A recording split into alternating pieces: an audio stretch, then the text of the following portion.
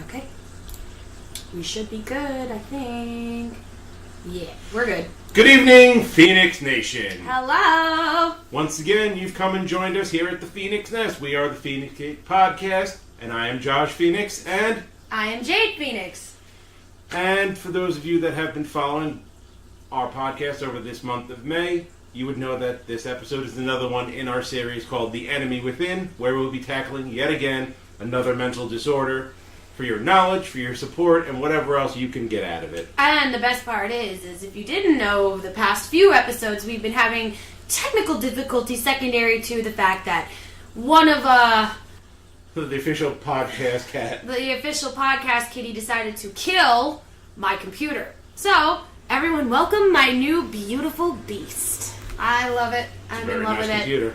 And, let us know if, we're reaching you out there. Because this, like I said, new computer, God knows.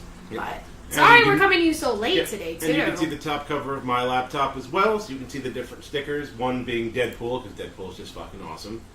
And some of the products that I use being Badass Beard Care, which I don't really use much anymore. I had a little bit of a shaving accident, so I just hacked it all off. Also, there's Fug and Vapor Company, who give me great discounts, and we're working on maybe getting an affiliate ship with them. They haven't answered yet.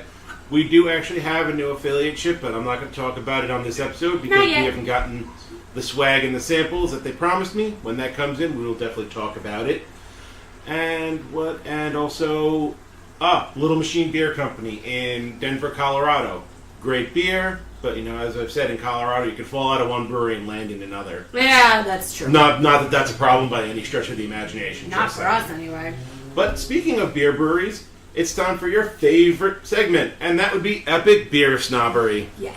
And for those of you that tuned into our Facebook, our Instagram, etc., to see what I was going to be reviewing this week, we're left in a bit of a lurch, because this week is a mystery beer snobbery. I'm going to be reviewing something that was provided to us by one of our local loyal travelers, being Eli. She brought it back from the land of the rising sun. She did. And for those of you that can assume, I'm talking about Strong Zero. Mm. Strong Zero is pretty much Japanese Four Loko that doesn't kill you. So this should be Yay! interesting. Yep, it is a whopping 9% alcohol by volume in this tiny little can. That's a lot. Now the Japanese are actually nice enough to tell me what is the ideal temperature to serve this at, which would be negative 196 degrees Fahrenheit. Celsius. Yes, Celsius, you're correct. That's a Celsius. Because we're the only ones not on the metric system. Yes. Thank you, America. America! America! See, while he's getting to drink that awesomeness tonight, I'm just sticking with my Jack Cider and, what was it, a Sierra Mist? Mmm. Approved by sorority girls everywhere. Like All that. right. So, wow, this is like a lot thicker of a can. That's what she said. Yes. Yes. That is what she said. That's what she said. But, oh, that's a nice sound. Okay, here we go. God, smell that. Oof. It smells like it's gonna get you drunk. Okay? It probably is. Oh, wow. Whew. Actually, I mean, you can definitely taste the alcohol in it, but it kind of tastes like lemonade. Which like is not like dangerous. Mike's hard lemonade, like legitimate lemonade. Oh, that's danger. Danger though. Danger, Will Robinson. Okay. I mean, you could definitely smell that it's Alcoholic. Yeah. Let's taste it. Oh wow. Okay. Yeah. That will fuck you up. Danger! Watch yourself. Whew! That will fuck you up because you won't realize that you are wasted until you stand up. And you've had like 7 of them. Yeah. Because they come in this fancy little can, you think they're, just like a beer and everything. Which is weird because it's so unassuming. Yeah, those of you that don't know. Hey Michelle, hey Amanda, thanks for joining us today. We're glad to have you back. Thank you for joining us. Yes, yep. We're doing beer snobbery. For those of you that don't know, it is actually legal to drink on the streets in Japan. So can you imagine a bunch of people drinking these and wandering around? That's gotta be interesting. And we've seen pictures of the streets in Japan where everybody's walking single file. After a couple of these, I don't think so. I mean, then again, we don't know. The alcohol tolerance of the Japanese may be redonkulous. Have you never seen Japanese people sing karaoke? I have. Which I've been led to believe is Japanese for asshole with a microphone. Yeah.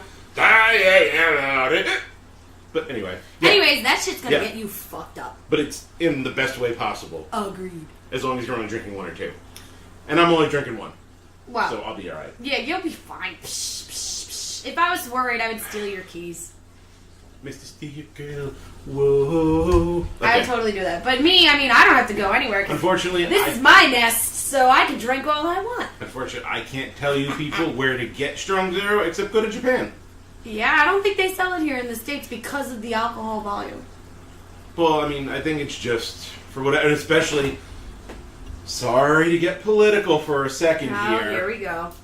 But it's going to be even harder, even if you did want to import it, because somebody who shall remain nameless is jacking up the tariffs. Come here, kids. Well, first China, and we're going to assume Japan is probably right on the horizon. So the tariffs are going up, and that's just a huge pain in the ass. So yeah, that's all I'm going to say about that. Bubba was my best good friend. He was. Bubs. Bubba. Boobs. So, Michelle's like, Kitty! And I was like, oh, it's Eclipse. Everyone say hello to Eclipse. Or as we call him, Prince to Kitty. Prince to Kitty. He is the Black Panther of my Clouder. Because I have a Clouder. Clouder is what you would call a group of cats. I have 7. 7 cats live in this nest with me. So that's not a Clouder, that's a Clouder! Serenity now! Well, everybody's like, oh, you're a crazy cat lady. No, I'm not. I have 2 dogs. It negates the crazy cat lady. Yeah, she's just a crazy lady. Yeah. The cats do not factor into the equation. No. But yeah, so yeah, Strong Zero, unfortunately, it's delicious, but you can't get it in the States, but I figured it would be fun to try something a little international and a little bit fancy. Well, this is your night. Yeah. This is your night, so you get to do whatever you want. Facts. True. So, yeah, that being said, I'm just along for the ride and playing technical we are difficulty. going to be jumping into this week's subject, which is bipolar disorder. As Jade Feinics said, this is going to be, I'm heading up this episode because I am a diagnosed bipolar depressive. Don't worry, I've taken my meds today. But yeah, bipolar, yeah, I did. Okay. Bipolar disorder was originally called manic depressive disorder for good reason, because people that are bipolar, like myself, do have. Michelle says that she's eating her dinner while she's watching us. Cool. Cool. What you eating? Anything good? Why did you bring us some? We actually just had. I made tricolor pasta with carrot and ginger soup as the sauce. It was interesting. It was good. It's different. Yeah. Because I'm trying to be healthy and lose weight. Well, we're both trying because con season is upon us. Con season is. I'm going to be at a con this weekend. Where am I going to be, Josh, before we get into the full bipolar episode? Was it East Coast Comic Con? Yes, I am. She's going to be at East Coast Comic Con this weekend. I'm having a drink and listening. Okay, mans. Cool. But I'm yeah, having a drink too. I'll be at East Coast Comic Con this weekend, all 3 days. I'm going to be debuting 3 new cosplays. 3. So, I mean, then it may subject to change. I may decide to keep one for June. I don't know yet. We'll see. And speaking of June, that's a double con month for us. I'm doing triple. Remember, Triple? I have Pokemon Go Fest. Oh, that's right. You have Pokemon. Yeah. Go, that's right. Cheeseburger, fries, cauliflower, and poppers. Ooh, sounds delicious. Sounds absolutely delicious. But, yeah, so I will be at East Coast Comic Con all weekend, guys. Come find me. Say hello, get some swag. I'll be having Phoenix Gate swag there for you guys. You'll be working the Tough Mudder in PA. Yes, I'll be working a Tough Mudder race in PA.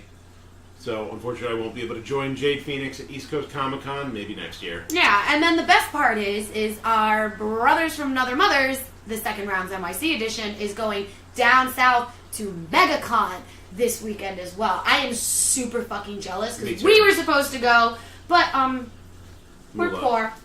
Especially because I had to buy a new fucking computer. Yeah. Thanks, Tony. Fucking cat. New computer brought to you by Tony the Scutch. Right? And there's Prince to Kitty once again. Yes. Hey, so, thanks, Kitty. yeah. So, either way, cheers to the second rounds. Cheers to the second rounds, Florida. Cheers to you guys. And to our digital overlords, the All In Network. So, yeah, I'm sorry. Let's get into the nitty gritty. Yes. This is a bad... trigger warning. Trigger warning. Trigger warning. Josh Feinics is, as he said, a diagnosed bipolar disorder sufferer. Bipolar depressive, which I will get into the differences in them in a few minutes. Right. but there are different categories to Yeah. every single disorder. Apparently, I was doing some research on mine, getting ready for my cast about borderline, and I found there's 4 different subsets. And now I'm like, oh shit, okay, time to do some more research. But tell us about bipolar disorder, Josh. yes, as I said, it was originally called manic depressive disorder because people with bipolar will have extreme mood swings. They're manic stages where you're pretty much a squirrel on crack. You have boundless energy and you want to do everything and da-da-da, and you can't focus on a goddamn thing. At least I can't when I'm having a manic episode. Nope, he can't, and I have to talk him down. And then, obviously, on the other end of the spectrum is the depressive part of it, where you're sluggish, you don't want to do anything, you don't find joy in anything in extreme cases. But within bipolar, there are different forms. There's what they call bipolar 1, where you tend to have more manic episodes than depressive, and bipolar 2, which is obviously the reverse, where you tend to have more depressive episodes than manic. And then there's one that's called cyclothymia, which you have rapid switch, and you don't have a middle point for at least 2 years. So you're going manic, depressive, manic, and you're jumping all over the place. And I mean, from what I've read, that's actually got to be the hardest one of them all. So I mean, like I said, I'm a bipolar depressive, so I'd be considered bipolar 2 because was having more depressive episodes than manic. But like I said, I took my meds and I'm doing good. Yeah. I mean, honestly, believe it or not, leading up to your diagnosis, because it's a recent diagnosis, and I've been saying for years that I think, something's up, but, only a licensed professional can sit there and say, this is what's wrong with you, because I knew it wasn't my disorder. No. Because it was different. But, that's different. Anyway. Yeah, our work is different. The thing about it is, I know so many people that suffer from bipolar. Like you, Sindel suffers from bipolar disorder. Like everybody I know, oh my god. Quite a few coworkers I have bipolar disorder. Friends that I've grown up with were diagnosed with bipolar. And it's funny that it's become so mainstream. I hate saying the word mainstream for it, but it is. Yeah, the only time I want to say mainstream is when I'm holding a hipster's head under it. True, but bubble stop. It's what people don't seem to understand about bipolar disorder, and the fact that we also treat bipolar disorder patients a lot when they're having one of their swings, is that it's not one of those things that you could just literally sit there and snap them out of it. It does not work that way. Not at all. It does not work that way. They're saying that didactic and dialogue, it helps, and it does. Let's not get this twisted. But there is no real way where people who are honestly having one of their manic episodes, you can't snap them out of it. Most of the time, it's best to just go with it and make sure they just don't hurt themselves. Yeah, and the same thing with depressive episodes as well. Yeah. Just go with it. You can't just be like, yo, just cheer up and get your ass out of bed, because it's not going to happen, and you're going to further alienate the person that's suffering from a depressive episode. Do not make them feel shame. They feel enough shame whether you know it or not. Trust me, I know. It's true. But just so you don't confuse somebody that just is in a really happy state for once from being in a manic episode. I don't mean to laugh, but Eli is like, oh my god, you shaved. I haven't seen that in almost a year. I'm assuming she means your face. Yeah, she does. And yeah, it was a shaving accident, and I cut like a huge chunk out of my mustache, and then I just said fuck it, and I shaved it all off. And Ericus Prime says, hi. Hi! Oh. Hello! But yes, as I was saying, people are having a manic episode. You can see that they feel very happy, up higher, elated, a lot of energy, increased activity levels. They're almost acting jumpy or wired. Like, kind of thing. Bouts of insomnia are classic if you're having a manic episode, and that's happened to me more often than not. You talk really fast, How I'm kind of talking right now times? for a reason. Talking really fast. Yeah, that's a sign of a manic episode. It's true. I'll get a phone call in the middle of the night sometimes, and I'm an insomniac, so it doesn't bother me. Yeah. But I'll get the phone call, and it'll be like, I'll be like, you good? And I'll just sit there and listen, and then they'll be like, are you sure? Okay. And it's like, you just gotta learn to roll with it. And as we said before, don't try to say, "Oh, just snap out of it," because when you do that, people in a manic episode are going to get agitated, irritable, or quote unquote touchy. But, and they feel like, as fast as they're talking, their mind is going just as fast. Or faster. Exactly. Which is crazy because you'd sit there and then they get, the other thing you got to understand is they're going to be very short. They're not going to understand. They're not going to realize that you are unable to keep up. So therefore, they're going to get a little bit like, why can't you understand what I'm going through? And that's where the manic episode can turn into a rage episode. Yeah. Or why people would have their freak out. Because they don't understand in their spiral that they're talking or thinking too fast for everybody else. Right, and that the rest of us can't keep up. Mm-hmm. And then you try to take on too many tasks at once. Me personally, I'm very guilty of this during a manic episode. I try to clean my house, clean my bathroom, clean my kitchen, wash all my dishes, and then plot the doom and despair of the lady that lives upstairs. Wait, I didn't say that. Say what? Exactly. Bingo. And then, most severely, people in a manic episode engage in very risky behavior. Spending too much money. Yeah. Drinking too much. Drugs and alcohol are a big problem with bipolars. My drinking is controlled.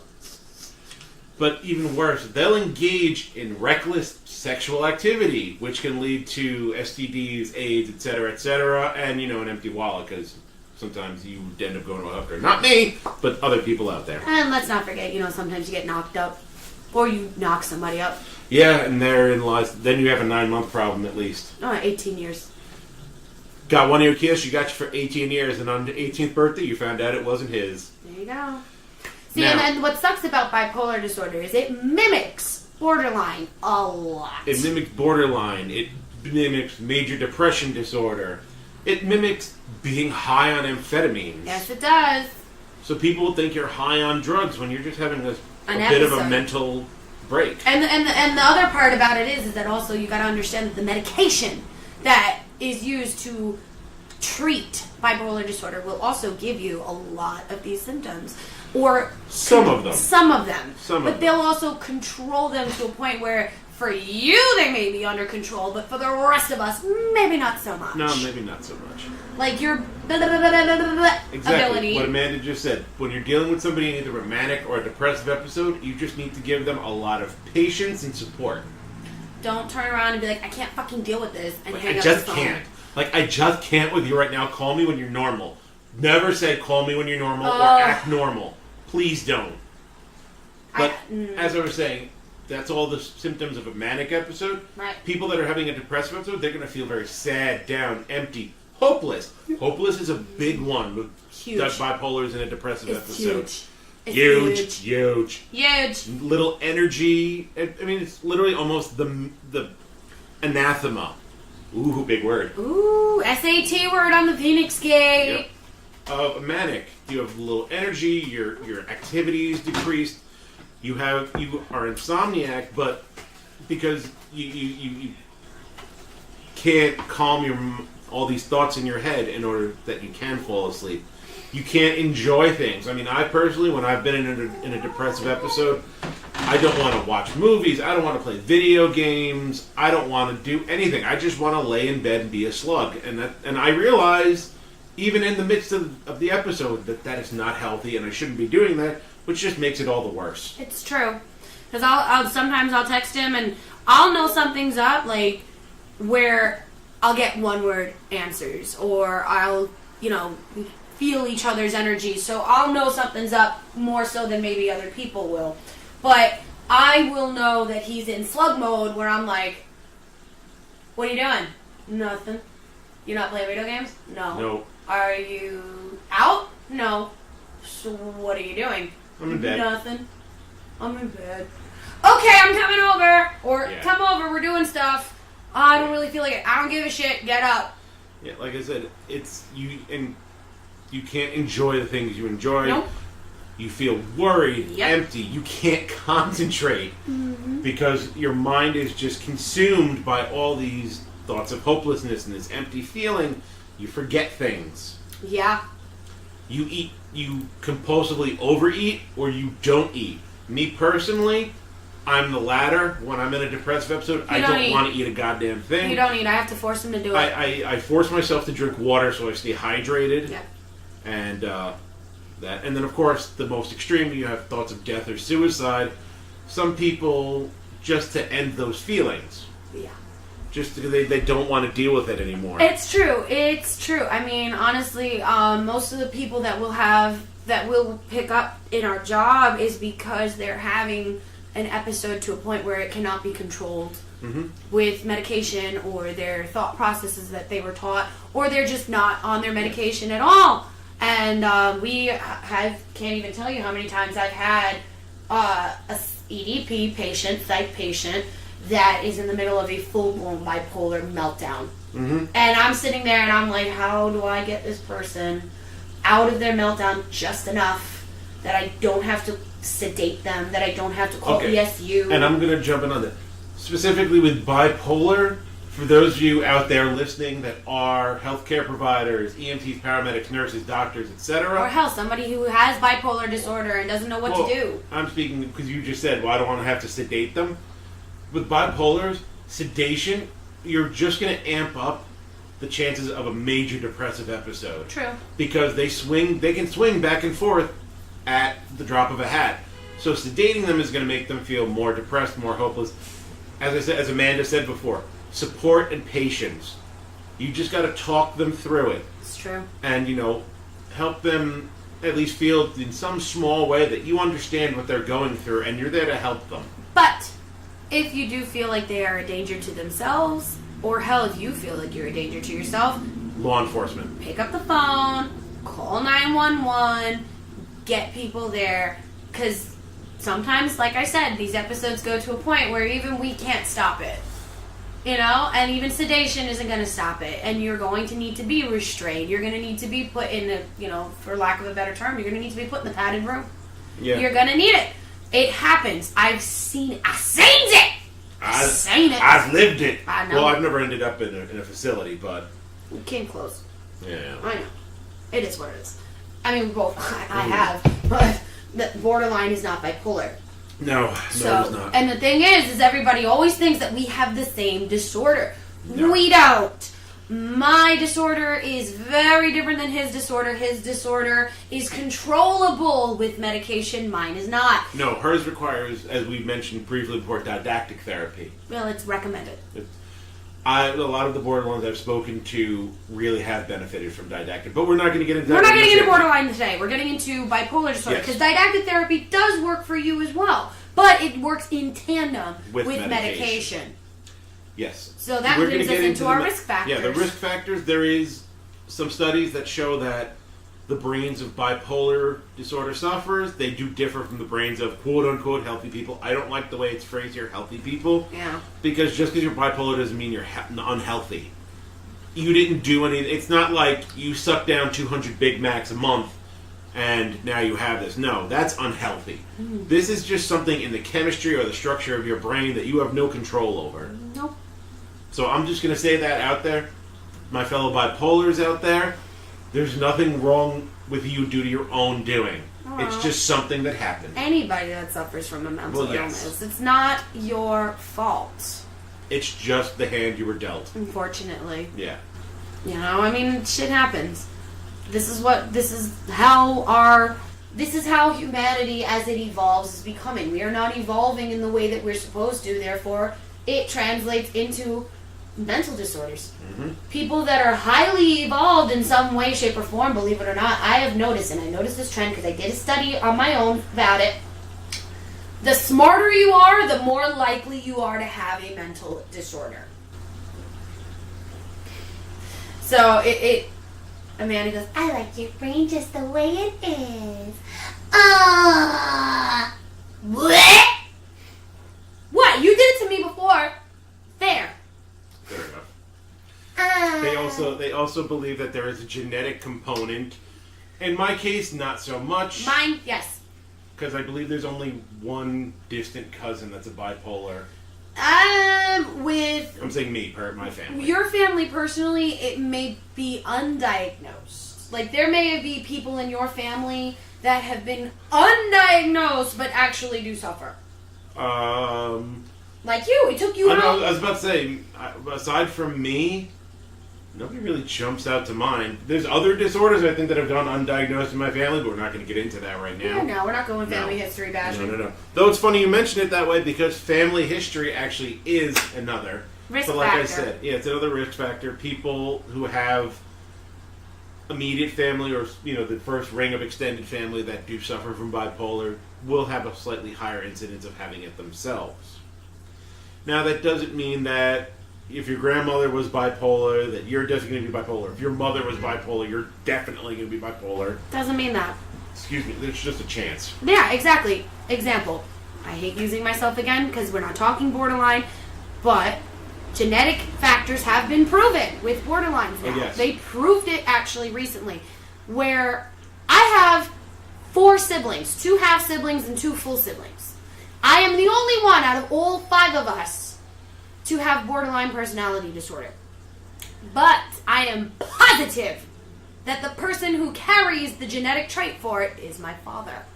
All of us share the same dad, but only I got the borderline personality disorder. Because, believe it or not, even if you are genetically inclined to it, you need the trigger. Trigger. You need that trigger. Unfortunately, with me, borderlines get triggered early. Mm-hmm. It happened to me. Bipolar, on the other hand, I'm not sure what triggers it. Did you ever, I never really got into what triggered it per se. because your brain chemistry just changed. It's just a change in the brain chemistry that probably came on without any sort of warning. Oh. One day I'm not, and the next day I am. Right. Or it's laid dormant, and all of a sudden it just manifested itself one day. Well, I mean, as long as I've known you 20 plus years. Yeah, there it runs. Yeah, and I mean, when we were younger, I saw signs of it, but never to a point where it was like, holy shit, this motherfucker's a psychopath. Well, you called me a psychopath, but you meant it in the nicest way possible. Because I'm a psycho. Psychos get along. But I'm just saying, like, growing up with you, I didn't ever really say, oh, that's bipolar. I knew you were depressive at times. I knew you had manic moments. But, it wasn't one of those things where it's like, oh my god, this guy is an undiagnosed EDP. Like, it was never like that. And believe it or not, it depends on your bipolar disorder. There's people that go for years without even knowing that they have any type of disorder. Example. I went for years without even thinking anything about it, and then it just came to a point where I was like, something's wrong. Something's not right. Like, right. I feel I'm doing the right things in my life, and you weren't. There's no offense. None taken, but there's just something not right. Maybe I need to seek the words of somebody that knows a little better than myself. It's true. I want to say real quick before we get into more of this. Thank you if you're joining us on Facebook. Thank you if you're joining us on our Twitch. We are streaming to you live on both. We are doing our part 3 of our 5-part series of The Enemy Within. Tonight is bipolar, which our own Josh Feinics does suffer from. And that's why he's the one that he's taking point. This is personal to him.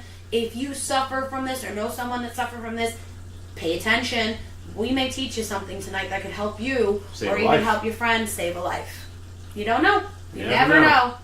So, when it comes to bipolar disorder, one thing that you and I have been complaining about throughout the whole series is that the healthcare system of America just wants to shove pills down your throat. Pills, mental disabilities, mental disorders are to be swept under the rug. No, but don't ask, don't tell. Nobody wants to talk about it. Even the people that are suffering from it, because they fear judgment. Right. We live in a judgy world where if you fucking snowflakes. Yeah. You're not bipolar. You just have eaten too many GMOs or some fucking bullshit like that. Listen, I recently, thanks to whatever, I'm not even gonna say what, I started eating cleaner and vegan-y. I'm not a vegan. I am not a vegan, but I've been eating vegan food-ish. And, it's different, you could feel a difference. Let's not get it twisted. You feel a difference, but it's not the same. You can't contract bipolar disorder from eating food. You can't contract autism from a vaccine. Yeah, let's just put that retarded ass baby to bed. I'm sorry for being un-PC about it, but that is one of the dumbest things I've ever heard. No. That vaccines make you autistic. Yeah, because then in that case, I should be. And I should be too. Considering how many times you and I had to get constantly vaccinated to keep ourselves ahead of the game with our job, you and I should be...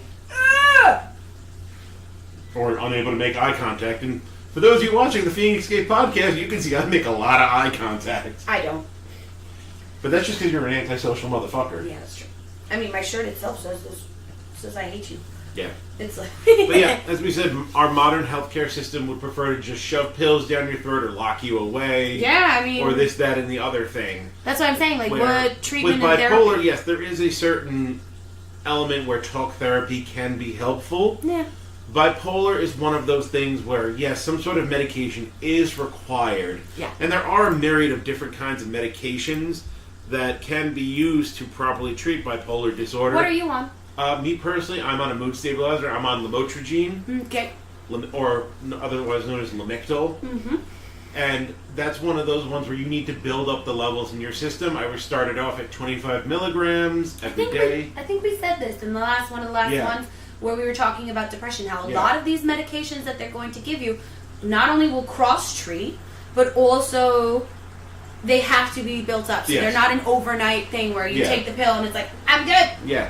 And I also mentioned the reason with Lamictal why I needed to build up my levels was because there is a major side effect with lamotrigine known as Stevens-Johnson syndrome, which manifests in a horrible, burning, purulent rash. So that's why my psychiatrist started me on a low dose to see if I exhibited those symptoms, and if not, then increase. Right. Until you're relieved. Yes. Now, I personally have found since my levels are I'm at 150 milligrams a day. That's not bad. No. Well, I mean, my ideal level would be 200. That's where my psychiatrist wants me at 200 milligrams. On just Lamictal? Yeah, just Lamictal. Okay. Is that all you take? That's all I take. Is Lamictal. And then we have other people out there that have to sometimes take multiple. Yes. I mean, I'll be upfront about it that while the extreme mood swings have, for the most part, been stabilized, because I'm on a mood stabilizer, but there is an underlying anxiety that is still kind of rearing its ugly head, and my psychiatrist said once we get up to 200 milligrams, so I'm still having the anxiety, we can talk about something else, but that's another bad time, another bad station. But yeah, mood stabilizers like Lamictal are really good for treating bipolar disorder, those specifically that are like me, bipolar 2, that have more depressive episodes than manic. Now, in the old days, a popular medication for bipolar disorder was lithium. Yeah, but... Until they discovered that lithium toxicity was a real thing and it was pretty goddamn serious. Which we did talk about in the depression episode. Yes, we did. Because... Like we said. Yeah, because lithium is a good medication for depression as well. Because it's not a mood stabilizer, it is a mood elevator. Yes. It makes you feel happy. So obviously that fell out of favor because who wants to take mood elevators when you're already in a manic state? That's just going to make it worse. It's true. I can't even tell you, like, people that, again, the misdiagnosis issue, where back in high school I knew a guy that was, he was always depressed, but then he would have these manic episodes. And this is before, he decided to go get some help. And I kept telling him, like, dude, I think you're bipolar. Mm-hmm. And he'd be like, I'm not bipolar, I'm depressed. I know what I am. I'm depressed. And I'm like, but then how come whenever you take your lithium and you're really hyper, it gets worse? And then he'd be like, no. Years later, after we graduated high school, years later, I saw him at a high school reunion. I think it was like 10-year reunion. Yeah, I'm old. Fuck off. He said to me, he goes, all those years ago, you were right. I said, what are you talking about? He goes, I was later on diagnosed with bipolar disorder, and I was later on found that the lithium I used to take would make it worse. And I'd be sitting there like, oh! Duh! Like, hello, oh my god, this is something... Oh my god. Like, this is something that could have saved my friend so much heartbreak, pain, anxiety, all sorts of fucking shit, if they had just diagnosed him properly and given him the proper medication. And on that note, when somebody finally decides to get themselves some help, or they're teetering with the idea and they're unsure, again, like I said, things you don't want to say to bipolars. Oh, just get over yourself. It doesn't work that way. It doesn't work that though, because you don't understand deep down, like the shame, because we feel like there's something wrong with us. There's a stigma on all mental disorders, yes, and especially bipolar, because bipolar is one of the big ones that everybody knows, or they think they do. Yeah, you think you know. But you know, don't. Unless you're a bipolar, you don't know. Like, how many times have people turn around and be like, oh, you're bipolar, because, 1 minute I'll be like, woo! And the next minute I'll be like, fuck you! That's just Jade Feinics. No, that's borderline. No, that's just Jade Feinics. Me too. That's just me too. Where, yeah. Where I'll be like, woo! Fuck you! And then, oh, no, really, fuck you. But again. Yeah, but when it gets to really, fuck you. Right, I mean, again. That's where, let's go, come on. I know. But, like, again, I'm talking about the misdiagnoses. Yes. People first, like I said, first diagnosed as depressed, then I was diagnosed as manic depressive, then I was diagnosed as bipolar, then they did the brain scans and so checked my levels. They diagnosed you as the same thing twice? Yes. Yes. And then it was PTSD, and then it was all sorts of other shit, and then it was like, then finally one doctor sat down, really looked at everything, looked at all my blood work, looked at everything that they did, and said, no, this bitch is borderline, she ain't bipolar. It's the same thing they did with you. Years, they were like, something's wrong. Oh, you're just depressed. Oh, you're just having a little anxiety. Oh, you're just having you're just going through a rough time. Mm-hmm. Oh, how many times have we heard, it's just a rough time, you'll get over it. Yeah, you should go through a You'll get over it. It'll be fine. You gotta just keep your head up. Fuck you! It don't work that way with bipolar. It does not. It doesn't work that way with a lot of mental disorders. Bipolar especially, yes. But another medication is atypical antipsychotics. I personally am not on them. I'm not a fan of them because in their name, there's nothing psychotic. A manic episode is not psychotic. For the most part, a manic episode is only... It can become psychotic. Yes. In extreme cases, it can become psychotic. But a manic episode, even at its worst, you're really, for the most part, only risking the well-being of one person, and that's yourself. Facts.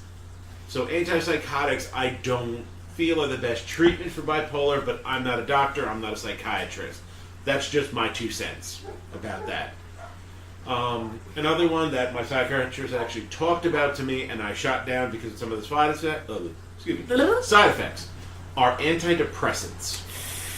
I don't like for those of you in the medical field like us, we know that one of the big problems back in the bad old days was tricyclic antidepressants in terms of overdoses and suicide attempts, because that's really hard to treat because the tricyclic antidepressants really fuck your system up. In fact, if anything, I think a lot of these antidepressants that they were throwing us on when we were younger because they didn't properly diagnose us may have actually eventually led to the bigger disorders. That is a good point. I would not necessarily disagree with that at all. Now, me personally, my psychiatrist talked about antidepressants, and I'll say it plain as day. No. Well, I said no. What I actually said to him was, listen, we can talk about different medications, but I have 2 things, side effects that I will not put up with. Weight gain. And erectile dysfunction. Well, nobody really wants to deal with that. No, nobody wants to deal with it, but those are 2 of the big, nasty side effects from antidepressants. Which, of course, are going to lead to more spirals, because it's going to lead to shame, it's going to lead to pain, because it's going to lead to all all this this and other you feel shit. fat, and you don't want to go out, and you get more depressed. Then you can't fuck. Yeah. Which, fucking, will automatically give you serotonin and dopamine levels that, As well as your natural endorphins. Exactly. And you're going to be sitting there going, I can't fuck. I can't fuck. So your natural antidepressants are not going to even be able to kick in. So you don't get it up because you can't get it up. Because you don't get it up because you can't get it up. And the endless catch-22 cycle continues. Yeah. So, I mean, not every antidepressant does that. Me personally, for different things in the past, I have taken some antidepressants, namely Wellbutrin, and that was to quit smoking back in the bad old days. Which I still think still think that Wellbutrin, believe it or not, I hate that medication, and I've said this in the other episodes. I believe that Wellbutrin may possibly be the reason why you're now bipolar. It fucks with your brain chemistry. No, but I didn't start taking the Wellbutrin until my mid to late 20s when I was trying to quit smoking cigarettes. So? I personally don't feel that my swings were any different after the Wellbutrin, especially because I was on it so briefly, because I did catch a side effect of uncontrolled rage when I was on the Wellbutrin. Oh, yeah. I realized that I remember. And I pretty much called my primary care physician the next day and said, listen, this thing is turning me into a rage monster. We're not playing this game anymore. And then pretty much my doctor threw up her hands like, I don't really know what else to do.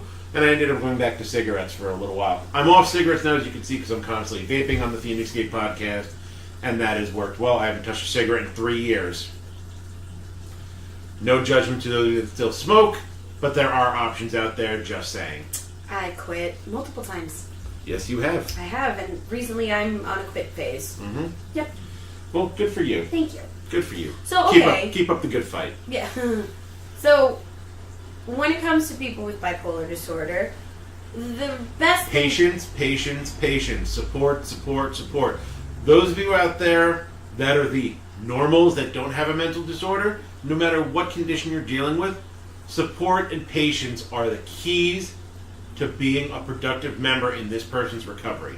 There are people in my life that I cut out, and I flat out told them, you cannot be a positive force in my recovery. I cannot have you in my life. Deuces, bye Felicia, wave on Wanda. See ya. Wouldn't want to be you. Well, I mean, then here's the other thing, guys. Like we've said, we may be medical providers, but we are not doctors. We are not psychiatrists. We are not psychologists. This is just our 2 cents. And our personal experience and the research that we've done on these disorders. Because the internet is a wonderful tool to educate yourself on these disorders. Educate yourself on how to react around someone who may have this disorder. Or hell, if you have it, how to maybe learn how to cope better. Until you can get some proper care. Right. So when it comes to medication, talk to your doctor. And if the medication's making you feel weird, or if you're starting to feel psychotic, or if you're starting to feel like it's making things worse, talk to your doctor. Because there is always a different option. But here's the thing, just because you may not like the way the medication makes you feel, because you're no longer woo, and you're kind of just woo, then it means it's working. Yeah, that just because you're not, the happiest motherfucker at the party anymore doesn't mean it's a bad thing. That means your mood is stabilizing. And that's kind of what you want. A little bit. I mean, me personally... How many times have we met our friends or had patients that, oh, I didn't like the way the medication made me feel. Okay, well, how did it make you feel? Meh. Okay, meh compared to how you are now, where you gotta talk to me and I'm in uniform about to drag your ass to the psych ER, or meh, I want to take a bullet and eat it. And if it's meh, like I don't feel like I'm as fun anymore. Well, then I'm not gonna say get over yourself, but you know what? You need to realize that's what the medication is supposed to do. And if you didn't know that, that means one of 2 things: 1, you weren't listening when your shrink was talking to you, or 2, your shrink's a fucking moron that didn't explain it to you. Most likely the former. That you just weren't paying attention. Yeah. I mean, there is a chance that, you have a crap shrink, and then you just need to find another one. It's not even that. We give shrinks such a hard time, but the thing is so many people have gone undiagnosed. So many people have got these issues, and the thing is that the American healthcare system does not cater to people that have our disorders. They do not pay these doctors what they deserve to be paid for having to deal with people like us. They do not pay for your medications. They don't cover the things that need to be covered, so therefore people are left with no options. And when you're left with no options, you become desperate. And then you have to pay out of pocket, and people are poor. How the hell are we going to pay out of pocket? But even beyond that, when you get desperate, then you self-medicate with drugs and alcohol, which I'm sorry, you saw me, I just drank a strong 0, that's fine, but I'm drinking 1. What? And that's it. Sorry, Jack. People that are self-medicating with drugs and alcohol for a variety of disorders, they really don't know when enough is enough for the most part because they just want to feel good or want to feel better. And unfortunately, sometimes you build a tolerance to some of these things. Like if you're all, running with, bottle rockets shoved up your ass and flying all over the place, you may want to use pills or, heaven forbid, heroin to bring yourself down a little bit. No, don't bring that up. But then, but I'm going Everyone, to bring it this is Misfit, by the way. Yes. He's one of the Clouder. He's one of Yes, the older he's boys. one of the oldest of the Clouder. Yes, he's 13. And the oldest of the Clouders down over there. Yes, he is. But that's another thing, guys. There's a new self-medication with drugs therapy. and alcohol is not good. No, but there is also new therapies that are always popping up. CBD oil. CBD oil.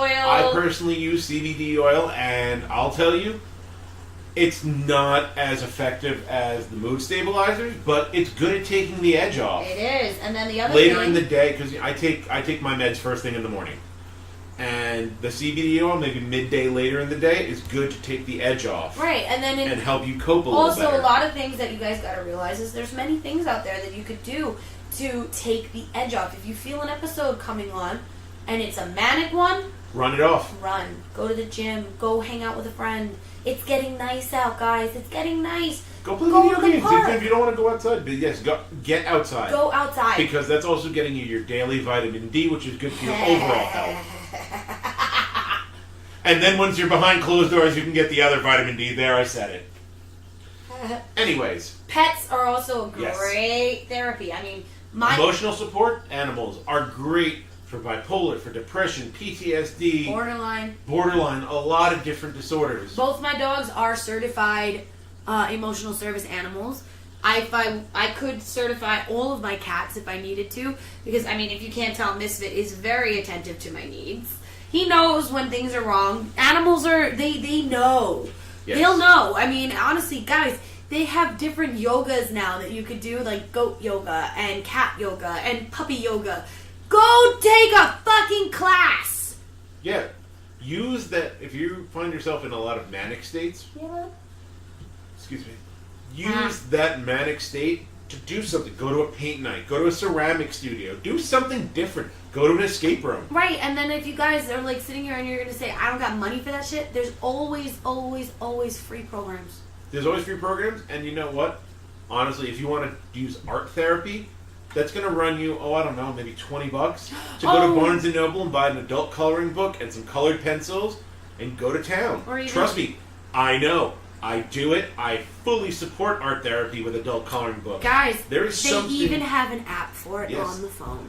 but And there's it's just free. something- Personally, there's something just very therapeutic. It's sitting there. You put on some nice music, maybe some sort of scented, like use a wax burner or a scented candle or something. Set the mood for yourself, and just sit down and feel that sort of meditative effect from just choosing colors, and it's a self-expression. Yeah. I mean, I really wish I had my adult coloring book with me so you could see what I'm talking about, because I personally will branch out with colors. I like it to be bright and colorful because I find that has the most therapeutic effect on me personally. Maybe you want to use darker colors if you choose to do this therapy. That's fine. As long as it's not, black on black on black with a little gray thrown in for good measure. Because that's, signs of other things. Oh, yeah. True. But, like I said, if you feel some weird side effects, make sure you talk to your doctor about side effects. I talked to my psychiatrist about the side effects of lamotrigine, and they were minor at best, so I was on board for giving this a shot, and I'm personally glad I did, because it's really helped. It's helped stabilize my moods.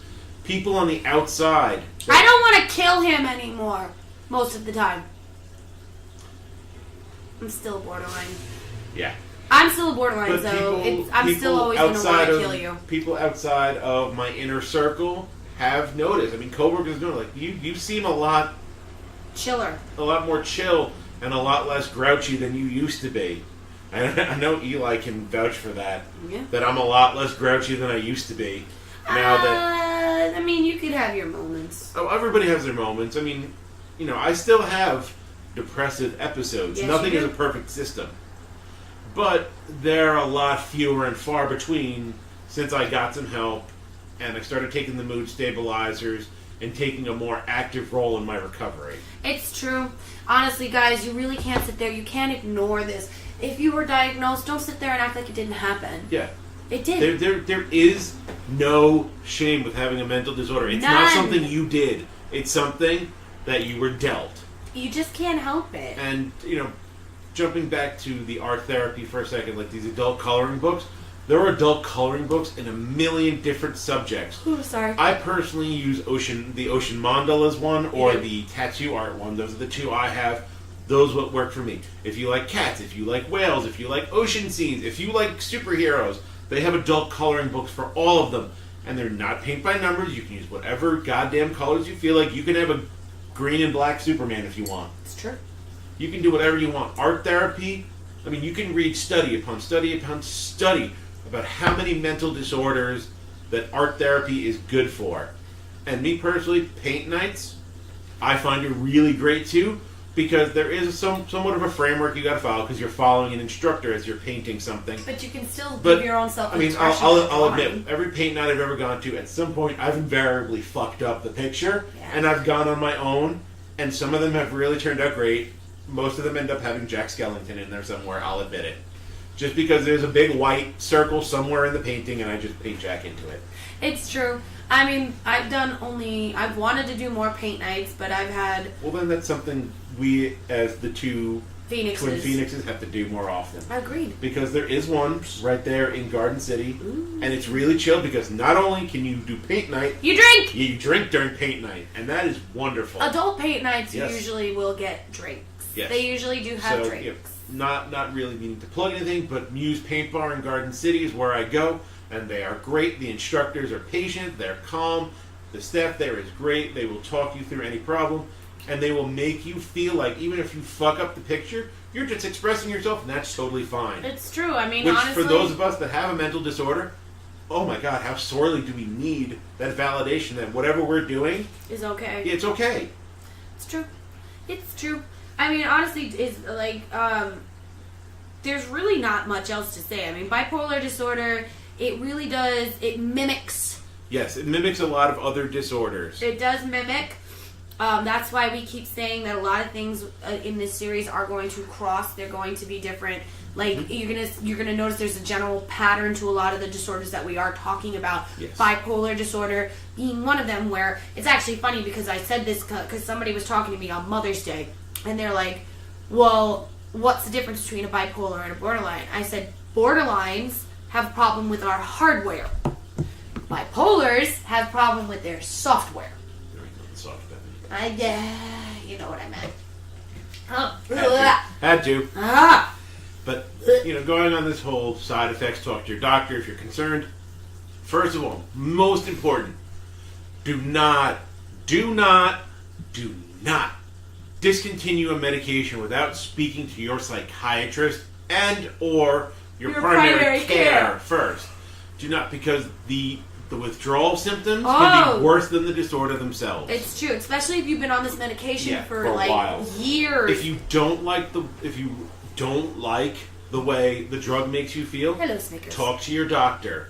Maybe they could try a different drug. Maybe they could up or lower the dosage. Something. Don't just stop cold turkey. Don't stop your meds. Just don't do it, because then we gotta come get you, and we gotta bring you to the hospital, and they're gonna have to dose your ass up. Mm-hmm. And you're gonna feel worse, because then you're gonna come right back down off those meds again, and a vicious cycle starts where you go through withdrawal, and then you gotta go to the hospital. Exactly. Then you're back on the medication, so you decide you don't want to take that medication, and blah blah blah blah blah blah blah. Stop doing it. If you're on a medication and it doesn't feel right, talk to your doctor before stopping. Before your doctor may say, "Listen, you've taken your dose for the day. I'm going to make a call to your local ER. Tell them to expect you because this drug is doing this, that, and the other thing to you, and you need to be medically monitored until we can find something that works for you." Right? And if you turn around and be like, oh, well, then why the fuck? Like, if you are afraid that you're going to be stuck in a hospital for a 72-hour stay. Just because you're going for a psychiatric reason does not mean you're getting locked up for 72 hours. It's not. If you stop those meds cold turkey, Yeah. and you go whole hog off the deep end, you better believe you're going to get at least 72 hours. At least. At least. Let's not count the fact that I'm going to have to be there. I'm going to have to wrestle you. Then law enforcement's going to have to come. Then you're going to have to come. Don't tase me, bro. People are going to be sedated. You're going to be burritoed. And then you're going to be dragged to the hospital. And you're going to be even angrier. And it's just you're just going to make it worse for yourself. Because you're going to be obstinate. You're going to be stubborn. And you're not going to want to do shit. Exactly. Like, cooperate. If you cooperate, then shit goes the way it's supposed to. Exactly. Now, Is there anything else that we want to... we gave you some numbers early on in the series, the suicide hotline, etc., etc. Bipolar, depression, PTSD, borderline, OCD, anxiety, whatever mental disorder you may be suffering from, if you're on medications and you have done your research, which I recommend everybody does, the internet is a wonderful thing. While your psychiatrists and your psychotherapists are knowledgeable about these things, as we said, nothing is a perfect system. Some people get serious side effects. The number I'm about to give you is actually for the MedWatch Adverse Event Reporting Program for the FDA. If you get a major side effect, you want to call this number. That way they can document it, and maybe the people that develop these drugs need to tweak them a little bit. And that's what the FDA does. Just a bit. And that number is 1-800-332-1088. You can send reports. Your doctor can send a report about it. And for the most part... Hell, if you end up in the hospital for an adverse reaction from a medication that was prescribed to you, and you look up the side effects of this medication and realize this is not listed... You got to call that. Maybe that needs to be added into the severe side effects it may for have, the drug. Right, because it may have given you this effect, but it could be worse for somebody else and it could kill them. Mm-hmm. So therefore, again, inadvertently, by doing this reporting, by doing this and explaining your own personal experiences, you could be saving somebody else's life. Yeah. And I'm sorry, we're both of the mindset that we're all human beings.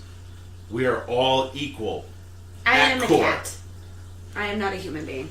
Okay, why don't you just move to Norway and hang out with that other chick that thinks she's a cat? Oh, no. But yeah, call that number if you have a severe side effect. Again, these people know what they're talking about, so that's one number you're going to call where you're not going to feel judged. Of course, the suicide hotline is another one because that's what they do. Yeah. And again, no judging. No judging. If you guys need to call an ambulance, call a fucking ambulance. If you got to call an ambulance for a loved one, you know what? They may be pissed at you for a week or two, but eventually they'll realize that you did something right for them. Yeah. So don't be afraid that, oh, my sister, my brother, my mom, my dad, my cousin, my girlfriend is going to be mad at me because I called an ambulance because she's having a severe manic episode where she thinks she can fly off the roof. And trust me, in extreme cases, that can happen. It has. But, you know what? Some of you out there listening or watching may think, oh, well, this is just, a small handful of people that I may never meet in my lifetime. But you know what? I'm going to throw out a couple people that have suffered from mental disorders, and it's led to their death permanent. And they're people that you know. Heath Ledger being the first one. Yeah. Philip Seymour Hoffman. And it's always been my belief that River Phoenix was suffering from mental disorders when he OD'd and died. I believe that most of the people that OD in some way actually do suffer or are suffering, which is why they do the drugs that they do. I'm going to throw out one more name. Michael Jackson. Michael Jackson, or even more that gets down to the heart. Robin Williams. Prince. Robin Williams. These were people that were big influences on all our lives. You Robin can die Williams if you want. even said Chester Benningfield. Yes, Pennington. Whatever. I'm drunk. Leave me alone. You can tell. My cheeks are like really red. She got the Irish flush. I got the Irish flush going on right now. But Chester, then we had his friend Chris. Yes, Chris Cornell. How many? Carrie Fisher. Well, Carrie Fisher wasn't. She was an accident. She suffered from and was very vocal about it. She was through surgery. Yeah. So that's different. But either way, she was very vocal about what goes on in her head. She was a bipolar. Sam Kinison, Richard Jeni. I mean, so many celebrities out there that were in the struggle with us. Yeah. But you know their names because they're famous. You may not know the names. Those of us that are just regular, ordinary, everyday people, we're in the shadows. Nobody knows our name for the most part. And Lady Gaga herself has said how many times, I suffer from depression. I suffer from this. I suffer from that. And actually, thank you for mentioning her, because she is one of those celebrities that is a huge proponent of getting the help you need. She, I believe from what I've heard about her, if you write her a letter talking about how you saved her life, she actually fucking reads it. She reads every single letter, and then we'll send something back. Yeah. So, again, just quickly, and another, because we talked about it during depression. Some people in extreme cases, some shrinks may be crazy enough to suggest ECT for bipolar. No, it's just my 2 cents, but no, shock therapy is brutal and it's pointless. It's not good. But you know what? By that clock on the wall, I'm kind of seeing it's that time where we got to wrap things up. This is Josh Feinics. I headed up this episode because this disorder hits right home with me. It really does. But I really thank all of you for tuning in, listening. Those of you that are going to listen in the future on Podbean, iTunes, Google Podcast, Stitcher, etc. Thank you for listening. Thank you for bringing me into your home for about an hour and letting me tell my story and give my 2 cents. And talk about your experiences. Yeah, talk about my experiences. Just and basically get it off your chest. Yeah, get it off. This is therapy. Yeah, this was my own form of therapy. There was a little beer snobbery thrown in. Yeah. It was all good in the hood. But please tune in next week where we'll be bringing you The Enemy Within Part 4, where we'll sort of be splitting the time between obsessive-compulsive disorder and anxiety. Which kind of go hand in They hand. do kind of go hand in hand. And I think it's going to be a really great episode. If you know anybody that suffers from these disorders and would like to learn, or maybe even talk and tell their story, guys, hit us up on all of our social media platforms. Instagram, Facebook, Twitch, Twitter, all of that. We will read your messages and we will write back. Not even. We'll talk about it on air. Yeah, Every single person that has commented tonight has been gotten mentioned. Every single one of their comments was responded to. Yes. We have no problem doing that. But also, if you don't necessarily want your name thrown out there and you want to be kept anonymous, Just say it. Just say so, and we'll keep it, behind the scenes. We'll talk to you. We'll help you in any way we can. Our doors because are always that's why open. we're here. Our doors are always open. Guys, tune in next week. Same bat time, same bat channel. I am Josh Feinics. I am Jade Feinics. And this is the Phoenix Gate Podcast. Yes. Thank you for tuning in. And look out for us at East Coast Comic Con this weekend. Well, me. Look out for me. I have swag. And then just stay tuned. Yep. Okay, hi Jugs. Cool. Glad you saw Detective Pikachu. We're not talking about that this week. Sorry. And I still haven't seen it, so neither no have spoilers. I. So shh. But guys, tune into the Instagram and the Twitter. I'll be posting stuff up from the con itself. Josh will be posting up different things throughout the week, and also tune in for Epic Beer Snobbery next week. It's gonna be a good one. Oh yeah, it's gonna be a good one. Oh, it's definitely gonna be a good one. But guys, we love you. So again, reach out. We love you. Later. Goodbye. Okay, love you. Bye. I think we're good.